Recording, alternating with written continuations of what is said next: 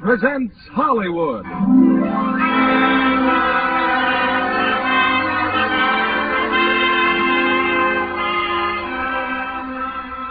Lever Brothers Company, the makers of Lux Flakes, bring you the Lux Radio Theater, starring Joseph Cotton and Valley in Spellbound. Ladies and gentlemen, your producer, Mr. William Keighley.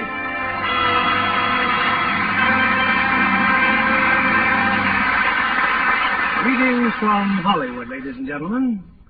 While most people think of motion pictures as typically American, it's nevertheless true that our neighbors overseas have contributed much to their development in new ideas, new technical approaches, and new stars. And one of the most exciting new stars to come out of Europe is that great Italian artist known as Valley. She's heard tonight in her first dramatic appearance on the air.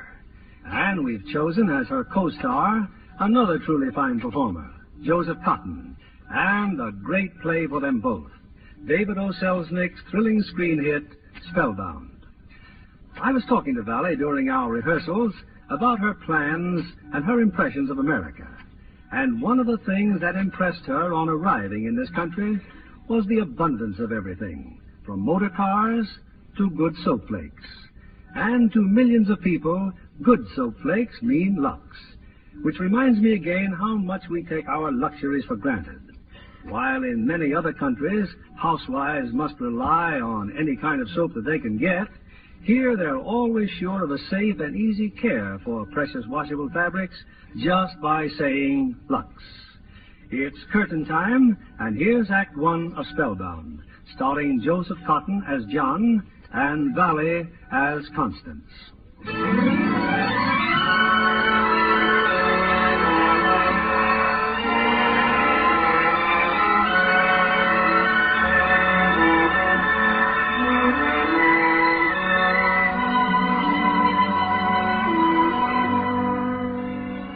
In the secluded Vermont countryside is an old established sanatorium, Green Manors, noted for its treatment of mental disorders.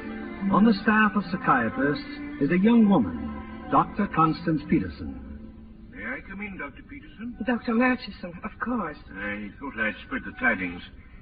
My successor, Dr. Edwards, will be arriving here any moment. I just can't imagine Grand Manors without you, Dr. Murchison. I sort of go with the fixtures, I suppose. It's so much more than that. You are Green Manors. Well, the old must make way for the new, Miss Constance. Particularly when the board of directors suspects the old of senility. But you've been like a new man since your vacation. Of course, I agree with you. You were overworked. Charming diagnosis for a broken-down horse. You're not living today. I mean just because Dr. Edwards... I shall hover around for a day or two. Well, I'd better check the rest of the staff. I'd like you all in my office at 4 to meet him. Dr. Murchison, tell me, what do you think of that Dr. Edwards? His reputation is tremendous. Like the rest of you, I've never met the man.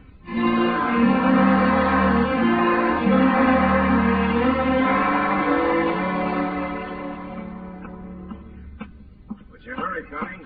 Oh, Dr. Clairol, I just had a note from Dr. Edwards. He wants to see me. Oh? He's been here all of 24 hours and he's writing you notes?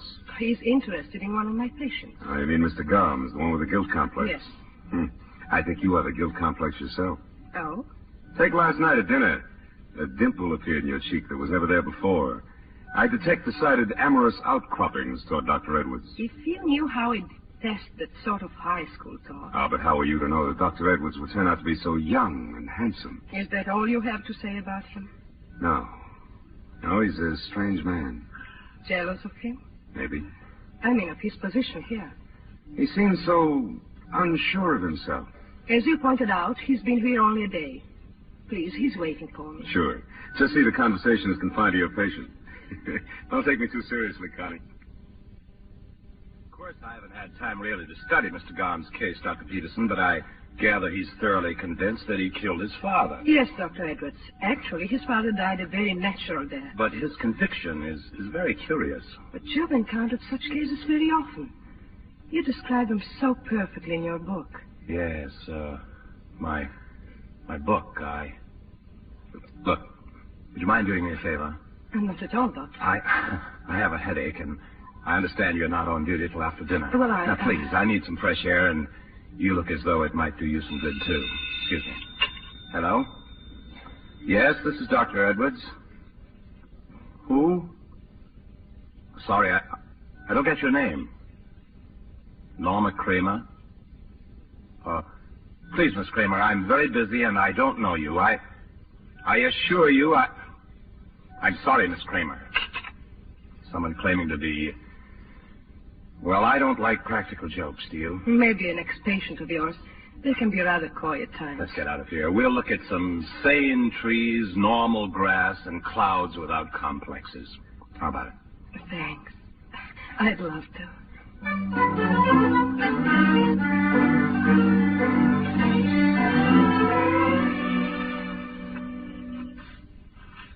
How do you like our landscape, Dr. Edwards? Pastoral enough? Breathtaking, but you're changing the subject. We were talking about poetry, and you were about to say... I was about to say that great harm has been done to the human race by the men who write it. Well, not really. The way they delude people about love, writing about it as if it were a symphony, a flight of angels. Which it isn't, of course. Certainly not. People fall in love, as they put it, because they respond to certain hair colorings, or vocal tones, or mannerisms that remind them of their parents. Oh, sometimes for no reason at all. The point is that people read about love as one thing, and experience as quite another. They expect kisses to be like lyrical poems, and embraces like Shakespearean dramas. And when they find out to the contrary, they get sick and have to be analyzed. Yes, very often. Professor, you're suffering from mogo on the go-go. I beg your pardon? Come on, let's sit down over there. I see just what you were looking for. Trees, grass, and clouds. All very normal.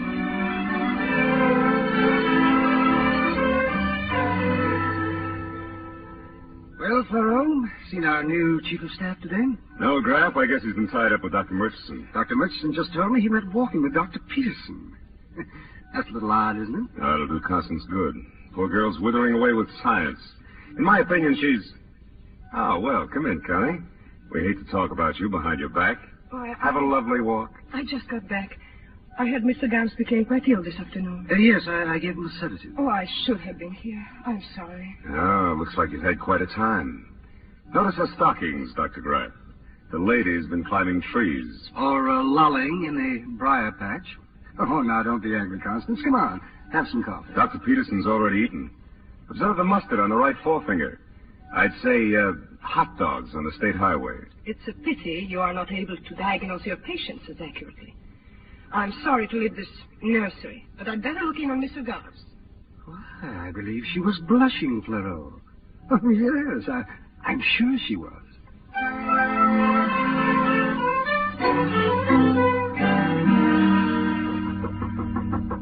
Come in.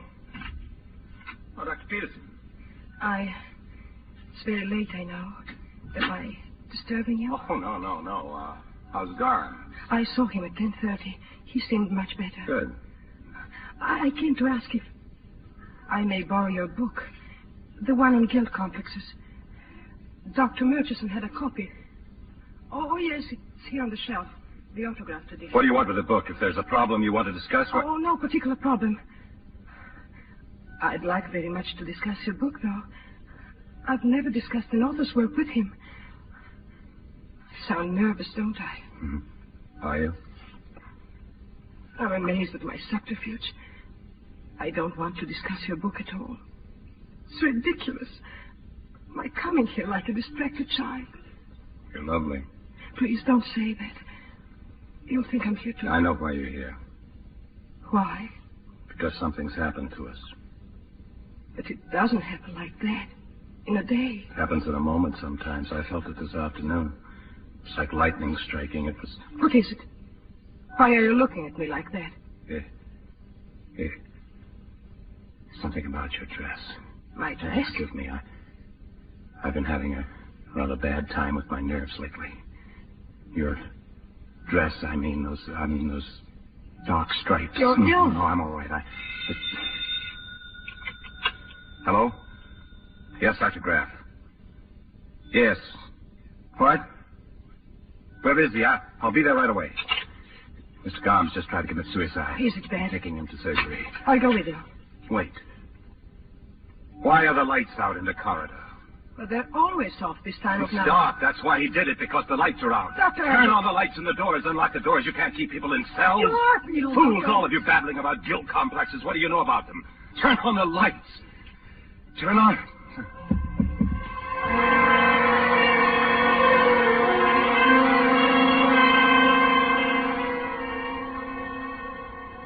I don't understand this at all. What would make Dr. Edwards collapse? I don't know, Dr. Edwards. Probably shock of some kind brought on by exhaustion. May I stay with him, Doctor? You were there when it happened. Yes, I'm sure he'll be more at ease with you. And Mr. Garms? Well, he'll be all right. Just take care of Dr. Edwards and keep him quiet. I wish you wouldn't talk, Dr. Edwards. Please just rest. I must talk. Very well, then. You're not Dr. Edwards, are you? You know.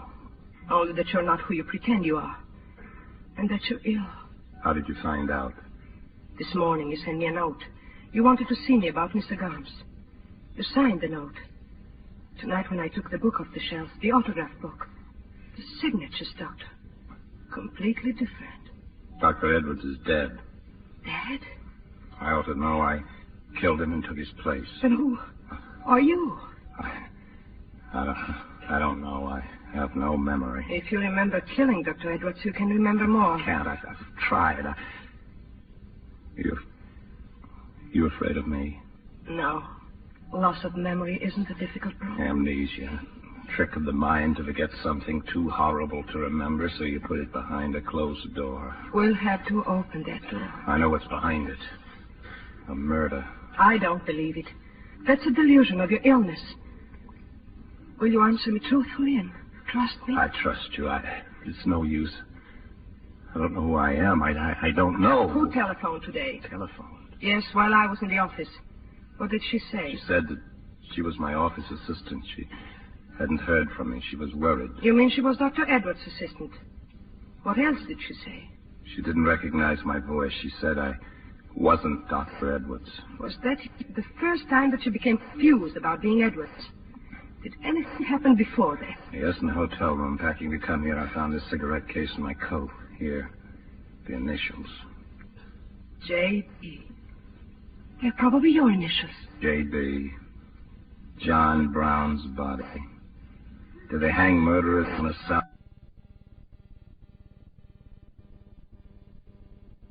sour apple tree here in Vermont? Oh, please. Try to rest. It's very late.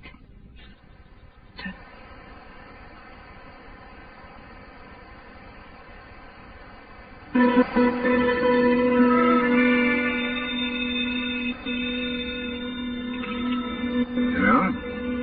Yes, this is Dr. Murchison. Who? Yes, Miss Kramer. You what? Well, of course. Come over right away. Who? Very well, then. Bring the sheriff with you.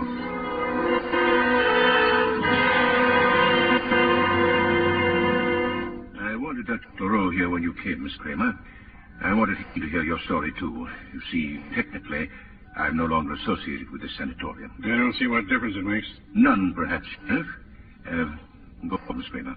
I've been in Dr. Edwards' office for years, and the man who spoke to me on the telephone is not Dr. Edwards.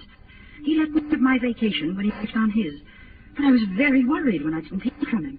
Then I thought he might have come directly here. That by our telephone. Show them that photograph of Dr. Edwards. Oh, yes. Here. That certainly isn't our Dr. Edwards. What do you suppose made him break down last night? It's obvious now. Garms, that patient I told about. I'm almost certain our Dr. Edwards is an amnesia case. Garms brought him back to reality for an instant, and being... Dr. Thoreau, is anything wrong? I'm afraid so, Constance. This gentleman with us is the sheriff. Sheriff? Our Dr. Edwards turns out to be a paranoid imposter, very likely guilty of having murdered the real Edwards. But he's disappeared. Disappeared? He's not in his room? We've looked everywhere, Connie. You left him in his room, miss. When? Late last night, but... Well, he may still be around here somewhere. Excuse me, I better phone for some deputies. Don't worry, Connie. It's not your fault that he got away. They're bound to find him. I don't agree, Dr. Thoreau. I don't think they will find him. Not alive. Why not? An amnesic case like this, with the police after him? The fellow will put an end to his pain, to his nightmare fantasies, by blowing out his brains or dropping out of a window. No. Why, I didn't mean to be so careless about it, Constance.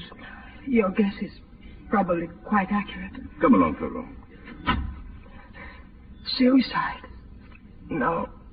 No. Hello? Mr. Brown is calling you, Dr. Peterson. Brown? John Brown, doctor. Long distance. Put him on, please. Hello? Where are you? Doesn't matter. You'll find a note under your carpet. Thanks for trying. Hello? Hello?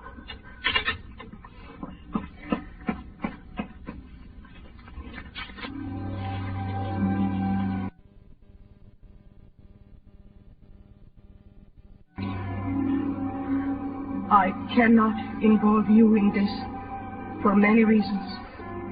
One of them being that I love you. When the police step in, take them on at the Riverside Hotel in New York. I prepare to wait long for the end.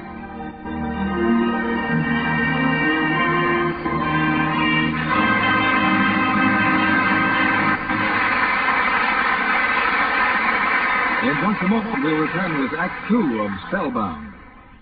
Libby, you're practically bubbling over with excitement. What's up? Well, who wouldn't be excited about a picture that brings Ben Johnson and June Allison together again? They're such a wonderful romantic team. What a picture they have this time. Metro Gold. Studio designed a trousseau for her that any bride would envy. Nowadays, it's easy for a bride to keep her nice things even longer. The same way MGM did for June Allison. And the bride goes wild. With Lux Care. And easier than ever now, with the wonderful new diamonds of Lux. Women said Lux just couldn't be better, but it's more wonderful than ever. There's nothing just like these new diamonds. So sheer, so tiny, so white. They not only look different, they act different. They're so much faster. They fairly burst into suds at the touch of water. And make the richest suds ever. Just compare them with any other suds you've ever used. They're richer. And they keep pretty under things lovely 3 times as long. Tests show that. It's just like getting 3 pretty slips for the price of 1. So smart girls avoid harsh washing methods. Anything safe in water is safe in these new diamonds of Lux. We return you now to William Keighley. Act 2 of Spellbound, starring Joseph Cotton as John and Valley as Constance.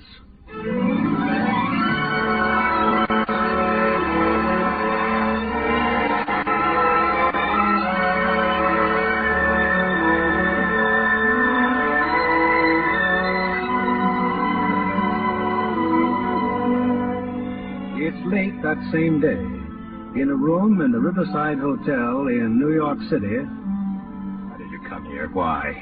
To take care of you. To help you. You can't help a criminal. I won't allow you to. I couldn't bear it away from you. I couldn't do anything but think of it. No. I'm here as your doctor. It has nothing to do with love. Nothing at all. Oh, darling. Constance?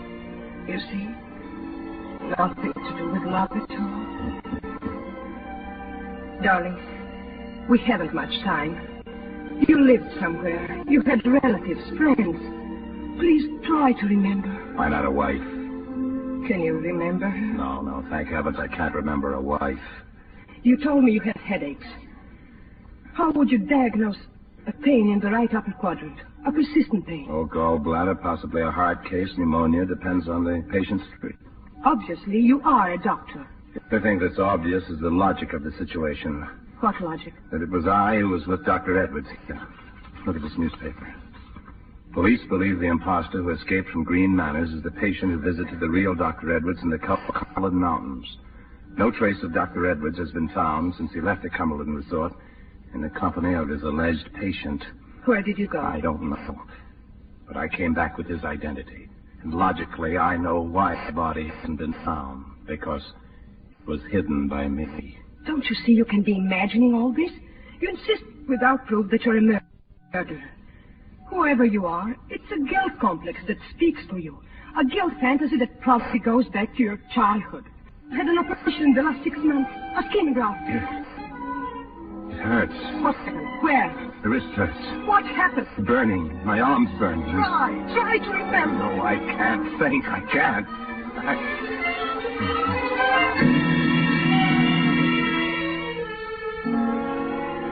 Darling, oh, I'm so sorry. Are you all right? Oh, I'm all right. Who could that be? The bellboy. I left word I wanted the late editions of the newspapers. I'll go. Bellboy, Mr. Burrow. Oh, yes, the papers. Here, thank you. Huh? Oh, yes, ma'am. Thanks.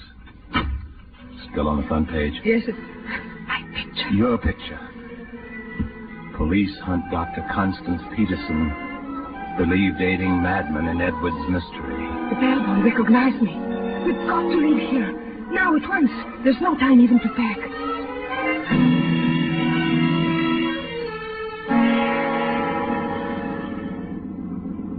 You told the cab driver Pennsylvania Station. Yes, darling, yes. Listen, when you left the Cumberland Mountains, Dr. Edwards was with you. You went somewhere else, together.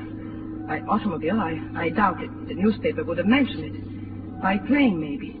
Or by train.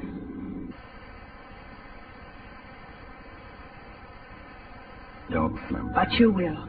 We'll go to a ticket window. Try to relive that other time with Edwards. Ask for the same ticket. I'll try.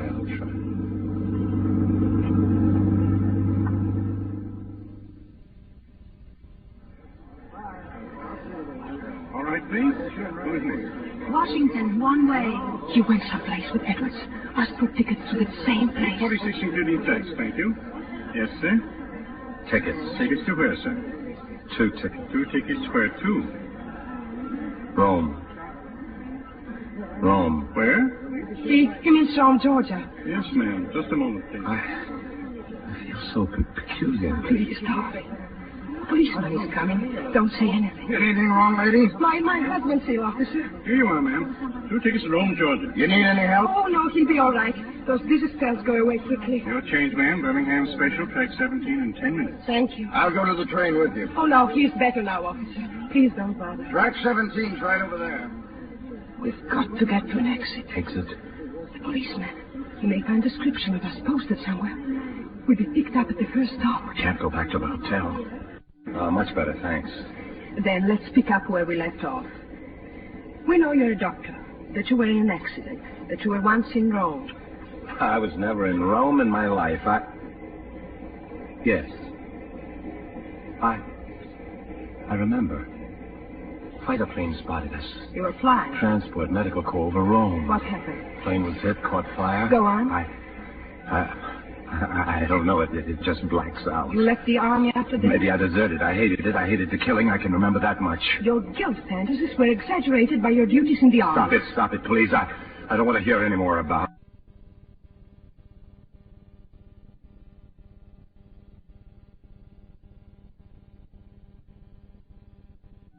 Darling, they're just beginning. Don't hate me too much. Try to relax now. I'll tell you all about Alex, Dr. Doodle. Oh, you'll be crazy about it.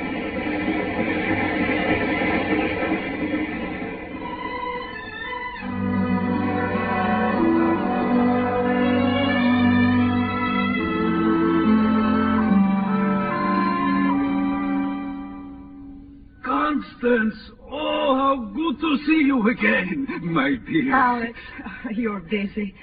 I should have let you know we were coming. And ruined this wonderful surprise. Now, who is this man? You are bringing me a new patient? Oh, no. This one's all mine. His name's John Brown. He's my husband, Alex. We were just married. Very glad to know, Dr. Brulov. So, married. You know who is waiting for me there? 2 policemen. Policemen? This business about Dr. Edwards. They are here to ask me foolish questions. I get rid of them very fast now. I'm sure they didn't see us come. I'm not going to run away again. Sure, we can hear what they're saying. I told the police before. I know nothing about it. You had some kind of a theory, Doctor. I said that Edwards took a paranoid patient along with him on a vacation. He was even a bigger fool than I thought he was. It's like playing with a loaded gun. Was Edwards a friend of yours? What are you talking about? I scarcely knew him. Now, please, no more questions. Sorry to have bothered you, Doctor. Good night. Police detective. What do you suppose they are snooping around me for? Because they're so old and wise. Mary, come on in the kitchen. We have a glass of beer. Alex, the truth is, we're here to impose. The hotels. They're all crowded. We couldn't get accommodation. What do you want with a hotel? I live by myself in a big house. Cook me my coffee in the morning, and the house is yours. Mr. Brown. Yes. Make yourself useful. The beer in the icebox. Oh, yes.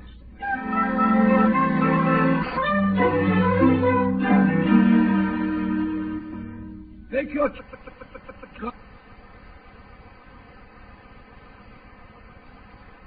Thanks for everything. Any husband of Constance is a husband of mine. So to speak. He's wonderful, isn't he? If we're supposed to be married, why didn't he ask where our luggage is? Alex is always like that. In a complete dream state, socially. Did the police upset you? Oh, no. You're very lovely. No, please. You'll keep this room. I'll take the one next door. It's a room John, what are you looking at? Nothing. You're staring at the curtains. Stop telling me what I'm doing. The curtains frighten you. White curtains with stripes. Stop it. That night at the sanatorium, my dress was white with dark stripes. Why does the color white frighten you? Why do the lines frighten you? Just let me alone, please. Let me alone. Yes, darling, yes. Why don't you take a hot bath? You'll sleep better. Yes, I will. I'd like to shave. I must look like a tramp. Do you think you can manage one of those old-fashioned razors? Our host is an old-fashioned man. If I cut myself, I'll yell for my doctor. Good night, darling. Good night.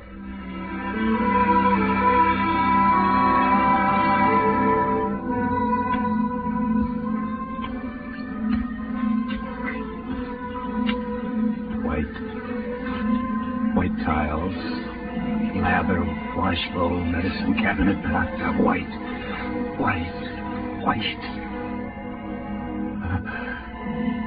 Razor. Yes, this razor. Police. Brulov. He knows. The razor.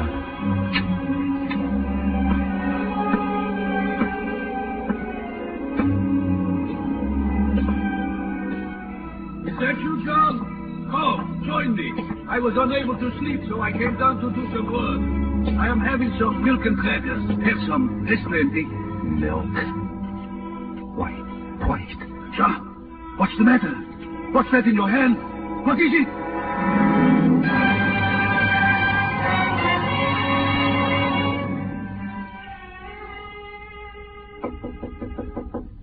Darling? Better get up, darling. 7 o'clock. John, are you awake? Gone. He's gone. John, where are you? Alex, are you down here? Where's the razor? The razor. Alex! Oh, no! What is it? Oh, good morning. Oh, you were asleep. What is the matter with you? Nothing. I must have dozed off in this chair. I get a cup of real coffee this morning? Alex, my husband. Your husband's on the couch in the living room. You think Brulov is so old he cannot make out 2 and 2 is 4?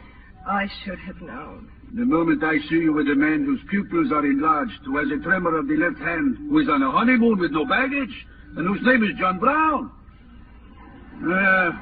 I know practically what is going on. What did he do? Only what I expected. There is no use taking chances, so I sit here last night waiting. Soon he comes downstairs, and he is dangerous. I can see by his face, so I keep talking to him while I put some bromide in a glass of milk. Enough to knock out 3 horses. The struggle against his condition. It agitates him at times, Alex.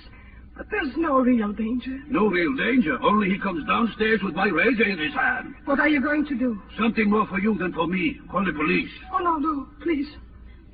Alex, you don't know this man. We are speaking of a schizophrenic, not a Valentine. Yes. The shock of a police investigation might ruin his chance for recovery. And I can save him. How if he killed Dr. Edwards? He didn't. I couldn't feel this way towards a man who was bad, who had committed murder. I couldn't feel this pain for someone who was evil. This is baby talk. You are 20 times crazier than he is. Give me time. Just a few days, Alex. In his present condition, he could tell the police nothing. Don't you see? Go make me some coffee. Then you'll help me?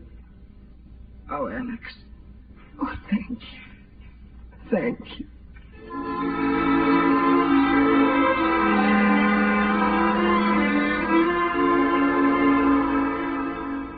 So, you're awake. Who are you? Oh, yes, I remember. Constance. In the kitchen making coffee. Bromides. Who's been feeding me bromides? What's your name? I don't... Oh, so Constance told you about me. Nobody had to tell me. And don't fight me. I'm going to help you if I can. I want you to look on me like your father. Trust me. Lean on me. This is a shortcut, but we haven't time for anything else. Go ahead, I'm leaning. Maybe you got something you want to tell me. A few words in the corner of your head. No. Go on, talk to me. There's nothing. Maybe you've done something. I was dreaming just now. What did you dream? I don't believe in dreams. That Freud stuff's a lot of hooey. Do you want I should help or not? I'm sorry. Dreams can tell you sometimes what you are trying to hide. But they tell it to you all mixed up. The problem is to put the puzzle together. Constance with the coffee.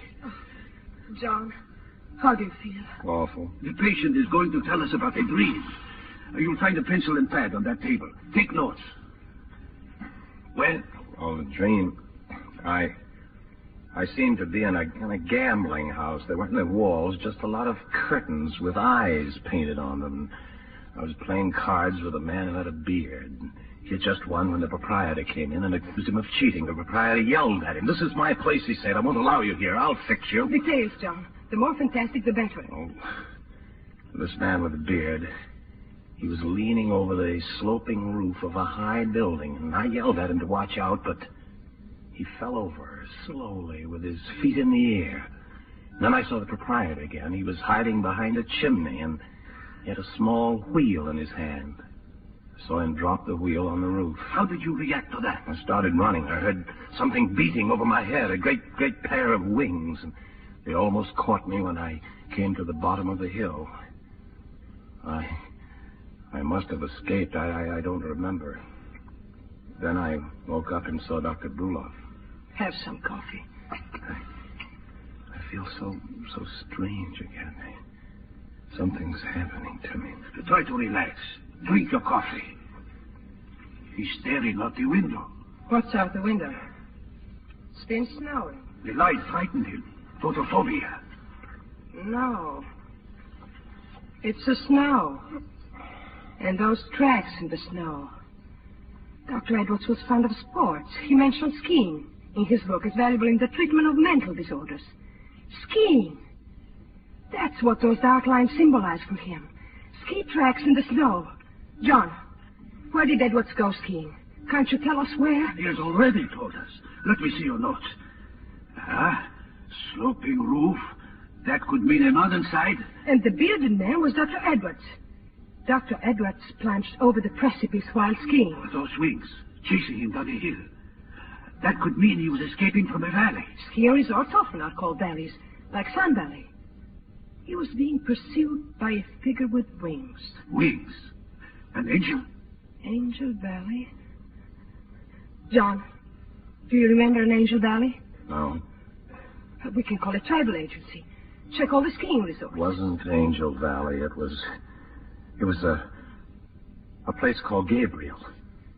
Gabriel Valley. What else do you remember now? The other man in your dream, the proprietor. Who was he? An accident occurred, darling. Do you remember that? A skiing accident. Dr. Edwards went over a snow cliff. It was no accident. I've had enough of this. Call the police. I killed him. I killed Dr. Edwards at Gabriel Valley.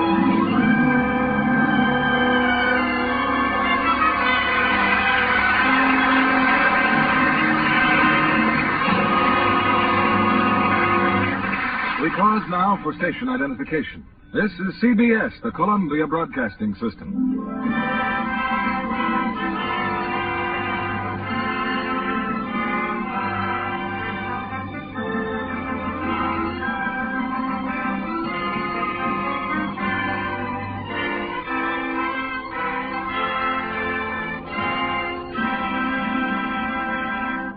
Act 3 of Spellbound will follow in a moment.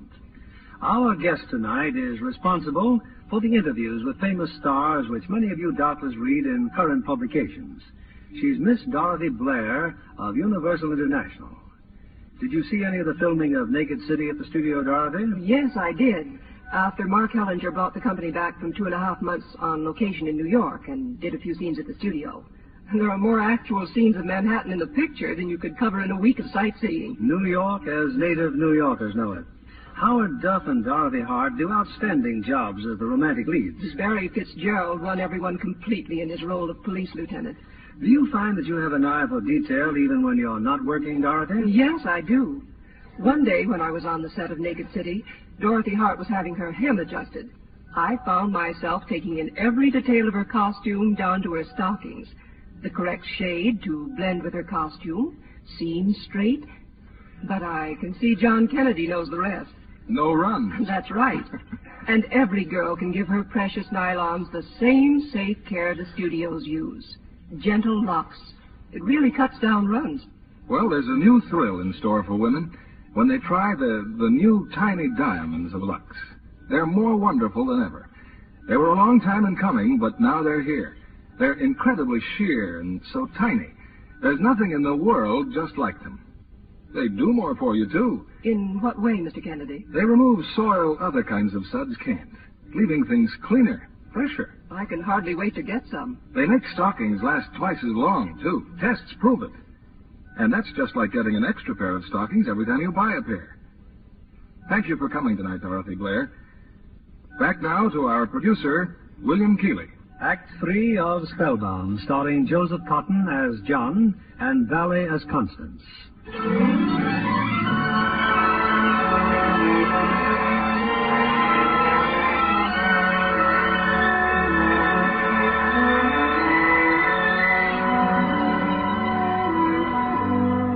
John's statement that he has killed Dr. Edwards at Gabriel Valley has sent Constance to the telephone, but not to call the police. How soon does the train leave, please?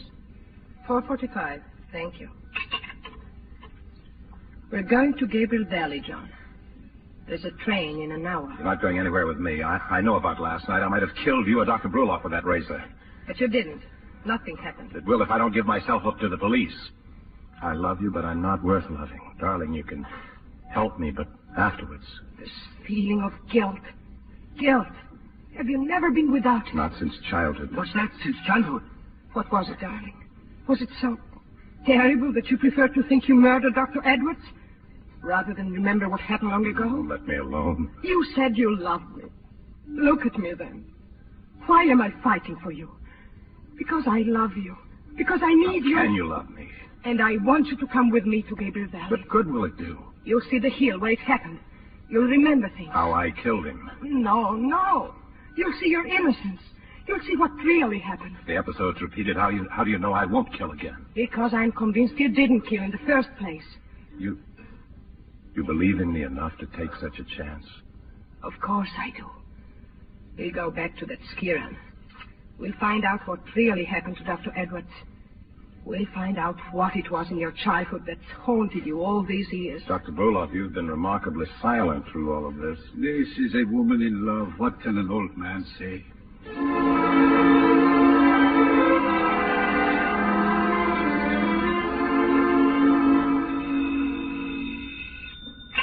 Hello? This is Lieutenant Cooley, Doctor, police headquarters. What do you want now? When I came to see you last Tuesday, you had visitors. one of them was a girl. Well? I just received a bulletin from Vermont. They're looking for that girl, Constance Peterson. And what has she done? She's wanted for questioning. Where is she? She left yesterday afternoon. Where did she go? I don't know. You know what you're doing, don't you? Obstructing justice? Come down and arrest me there. I think I obstruct some more.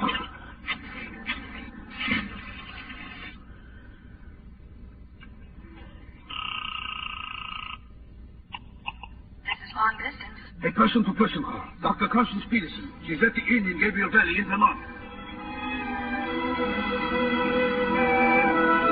I'm sorry, sir. The inn at Gabriel Valley says Dr. Peterson has gone skiing. Do you wish her to call you when she returns? No. No.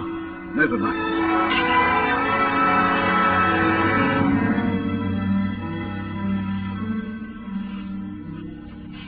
You're sure this is the hill, John? You were here with Dr. Edwards. This is it. Put on your skis. The cliff, it's down there. I know it's down there. And promise me, no matter what I may try to do, The you... ski run curves away from the cliff. But what if I force you to... Just a few minutes, darling, and you'll be free. Take my hand. Ready? Then, here we go.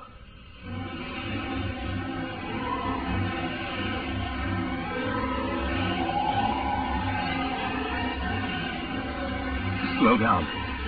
Slow down, we're going too fast. No, we're not. You're too close to me. Cut over. I want to be close to The you. cliff, you can see it now, just ahead of us. I know, darling, I know. Yes. I remember.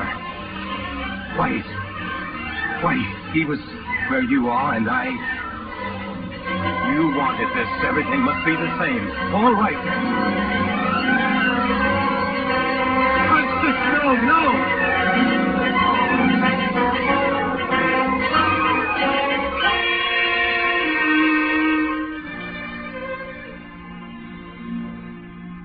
John, are you all right? Constance.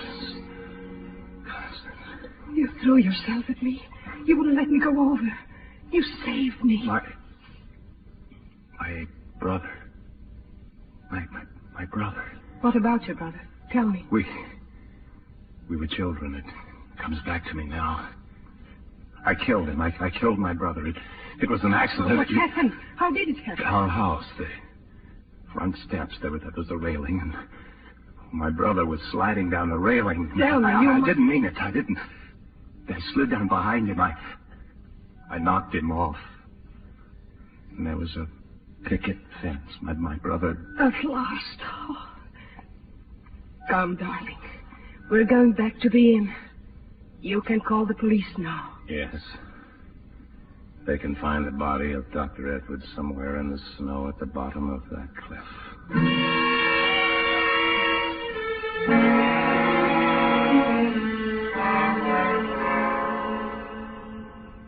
Some more coffee? Oh, please. The police should be there by now. We'll know very soon. Yes, It's darling. unbelievable how everything comes back to me. Oh, by the way, I'm not married, and my name is John. John Ballantyne. I'm very pleased to meet you. Another thing, my Army record's all right. Medical discharge. How did you meet Dr. Edwards? I met him in the Cumberland Mountains. I went there to rest. My nerves were still pretty ragged from the war, and he was vacationing there, and I asked him to help me. How did you happen to come here? Still a little hazy, darling. He invited me. A few days skiing. He was coming to Vermont anyway to take over the sanatorium. We had to change trains in New York and left the station. Went somewhere for lunch. I can't seem to recall just where. Anyway, we came on, and the accident happened at that spot. Where you saved me. Now, let's not have any confusion about who saved whom. Edwards was about 50 feet ahead of me when he went over. You saw it happen. You thought of your brother, and that awful feeling of guilt came over you again. You had to run away. You assumed the role of Dr. Edwards to prove to yourself he wasn't dead. And since he wasn't dead, you reasoned you couldn't have killed him. How does it feel to be a great analyst Wonderful. and madly adored? Very wonderful. Hello. I'm Sergeant Hickson, State Police. Oh, yes. This is Lieutenant Cooley. He's from Rochester. We met Lieutenant Cooley before, so to speak. How did you find us, Lieutenant? No thanks to Dr. Brulov. But you left a trail a mile wide. We've found Dr. Edwards' body, just where you said it would be. Thank goodness this is all over then. Not quite, Dr. Peterson. There was a bullet in his body. Well, but that's impossible. Dr. Edwards was murdered. Shot in the back. You're under arrest.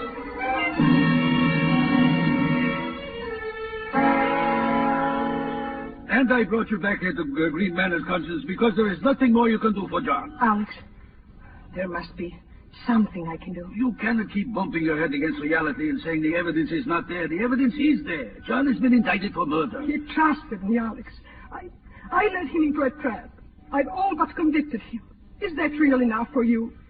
But don't ask me to stop. I can't stop. I won't stop until he is free. And how will you free him? I don't know. I haven't seemed very grateful, Alex, have I? Thanks for straightening things out with Dr. Murchison and everyone. I'm sorry the prison hospital is so close by. This means you'll see John every chance you get. It is useless for me to tell you not to. Yes. I hate to hurry you, Dr. Bruno. I have been waiting for you to throw me out of your office, Murchison. The car's here. It's quite a drive to the station. Yes, I go back now to Rochester. Take care of my girl. We'll try to, Doctor. Goodbye. Goodbye. I'll write to you, Constance. Thank you, Alex. A brilliant man. I should go to the station with you. No, you're too tired. Constance, try to forget things better forgotten. You've a fine career ahead of you here. Thank you. Well, at least one good thing came out of all this. You're still here. Who knows what would have happened to this place under Dr. Edwards? I knew Edwards only slightly, but I liked him. Well, good night, Constance. I hope you'll feel rested in the morning. Good night, Dr. Murchison.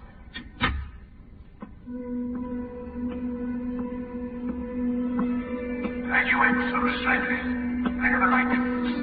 He told me before he had never met him. The day John first came here. Like the rest of you, I've never met the man.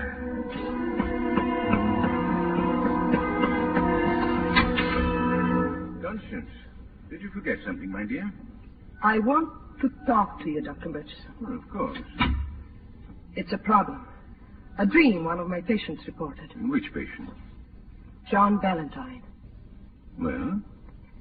Ever since John was arrested, he's been recalling more details of that dream. Anyway, he was playing cards in a gambling house, apparently with Dr. Edwards. Oh? What game were they playing? 21. John says he dealt Dr. Edwards a 7 of clubs, and Edwards said that makes it 21. Perhaps he was trying to mention a locale, an actual place, a club. There's a place in New York, the 21 Club. Oh, yes. Yes, so there is. The patient dreamed the proprietor accused Dr. Edwards of cheating. He ordered Edwards out. I won't allow you here, he said. This is my place. I'm going to fix you. The dream gives the locale a double identity. The 21 Club and Green Manors, perhaps. But the proprietor seems to belong to the latter. In fact, it might easily be myself. It seemed that way to me, Dr. Murchison. I presume you only arrived at this solution tonight? Yes, just now, in the corridor. Was there any more to the dream? Yes. The patient dreamed he and Dr. Edwards were on a high, sloping roof, that he saw Edwards fall from the roof to his death. He also saw the angry proprietor hiding behind a chimney. In his hand was a small wheel. He dropped the wheel. The symbolism of the wheel escapes me. It was a revolver. The proprietor, who threatened Edwards' life in the 21 Club, dropped a revolver in the snow at the Gable Valley after shooting Dr. Edwards in the back. The weapon is still there, with the murderer's fingerprints on it. I can't agree with that part of your interpretation, for the good reason that the weapon is now in my hand. I imagine something of this sort might happen when I made the slip before, about knowing Edwards. That started your agile young mind going. You had a breakdown a few weeks ago. In your state of panic, you learned that Edwards was to take your place here. So you sought him out in his favorite restaurant in New York. He was having lunch there with John Valentine. You accused him of stealing your job. You threatened to kill him. You followed him to Gable Valley and shot him from behind a tree. You're an excellent analyst. But I don't think the police are interested in dreams. No. But they'll be greatly interested in the waiters in the 21 Club who saw you there. In the people who saw you on the train to Gable Valley. In others who saw you at the inn. There'll be no dreams. In this case. And what did you think I'd do when you told me all this? Congratulate you? You forget in your devotion to your patient that the punishment for 2 murders is the same as for 1. You're not going to commit a second murder, Dr. Murchison. I hadn't planned to. But you're here. You're not leaving. A man of your intelligence doesn't commit a stupid murder. You're thinking you were not mentally responsible the first time. That they'll consider the state of your health. That they'd never execute you for the murder of Dr. Edwards. You can still live, read, write, research, even if you are put away. You're thinking that now, Dr. Murchison. But if you pull that trigger, it's called deliberate murder, and you'll die in the electric chair for your crime. I'm going to telephone for the police, Dr. Murchison. If you walk to that door, I'll... And don't try to leave, Dr. Murchison.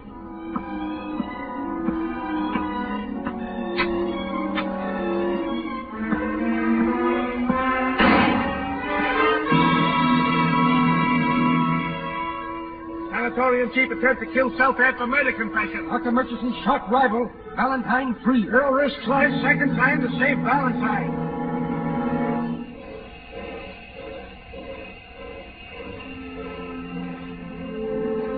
Don't worry, Dr. Bruloff. This time it's a real honeymoon. Luggage and everything. Nothing is so nice as a new marriage, John. No psychoses, no aggressions, no guilt complexes. Not yet. Not ever, Alice. Goodbye, darling. Goodbye. And remember, John, for a happy marriage, never keep a secret from your wife. From her? A fat chance I'd have.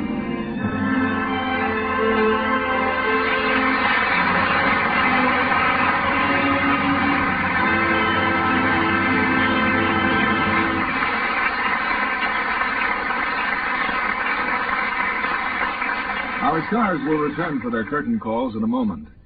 You know, Libby, we talk a lot about fashions and clothes. How about news tonight on fashions for the home? Well, there's a wonderful new fashion in dishes. Anything to do with color or size? In a way, because they're ever so tiny and pure white. The dishes? No, the new diamonds of Lux you use to wash them with. Washing dishes with this new Lux is a fashion I predict will sweep the country. Because these sheer tiny diamonds are so much faster? That's right. You just turn on the water and presto, they burst into suds right before your eyes. Just compare them with any other dishwashing suds you've ever used. They're richer. Make thick, abundant suds that last and last. They go so far, too. You can wash up to twice as many dishes with these new tiny diamonds of Lux. Careful tests using the same weight of soaps proved Lux washes more dishes than any of 10 other leading soaps. And you needn't dry the dishes at all. Just rinse them with hot water and let them drain. They'll dry bright and sparkling. Of course, every woman knows how gentle Lux is, how kind to hands. You can be sure the new tiny Lux diamonds will keep your hands soft and smooth and lovely in spite of dishwashing. Try these new tiny Lux diamonds for dishes tomorrow. Here's Mr. Keeley at the microphone. Our thanks now to Joseph Cotton and Valley, who returned to the footlights for a well-earned curtain call.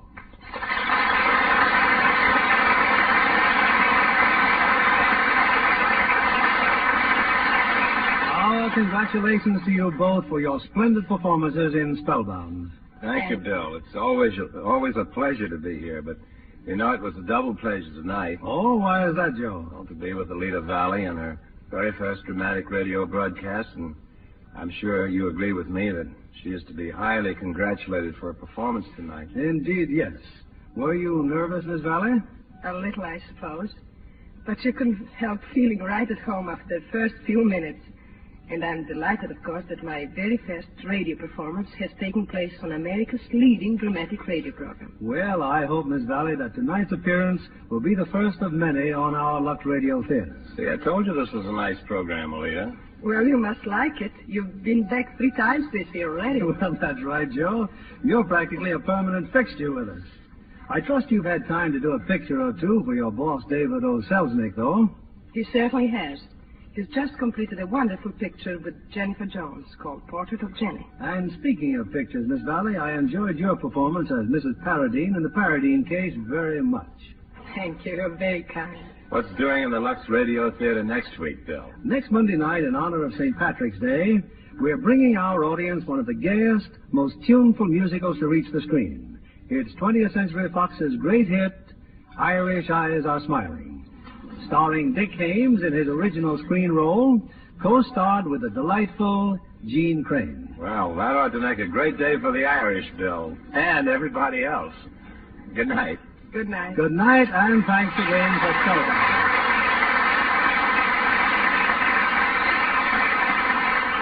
And now it's my privilege to make a very special announcement.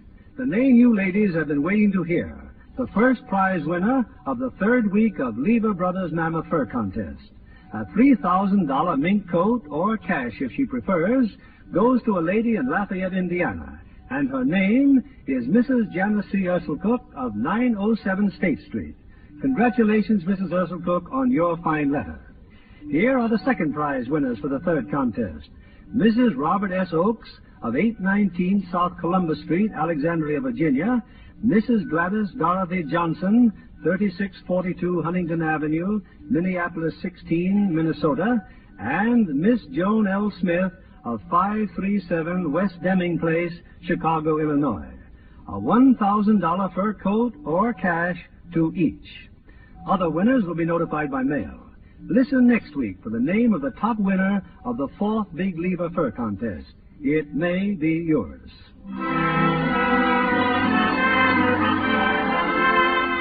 Lever Brothers Company, the makers of Lux Flakes, join me in inviting you to be with us again next Monday evening when the Lux Radio Theater presents Jean Crane and Dick Haymes in Irish Eyes Are Smiling. This is William Keeley saying good night to you from Hollywood.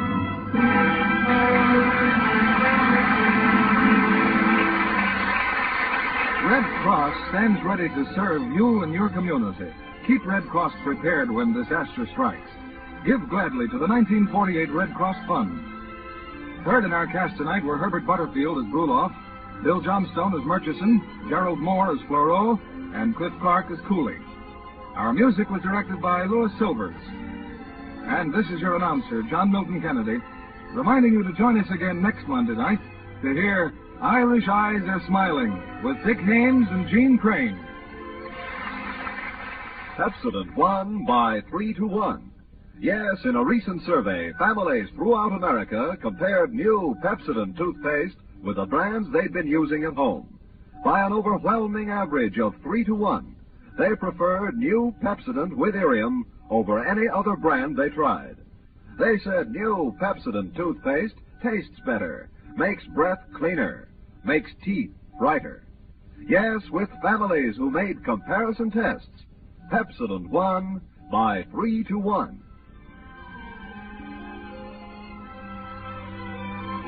Be sure to listen next Monday night to the Lux Radio Theater presentation of Irish Eyes Are Smiling with Jean Crane and Dick Haymes. Stay tuned for My Friend Irma, which follows immediately over most of these stations. This is CBS, the Columbia Broadcasting System.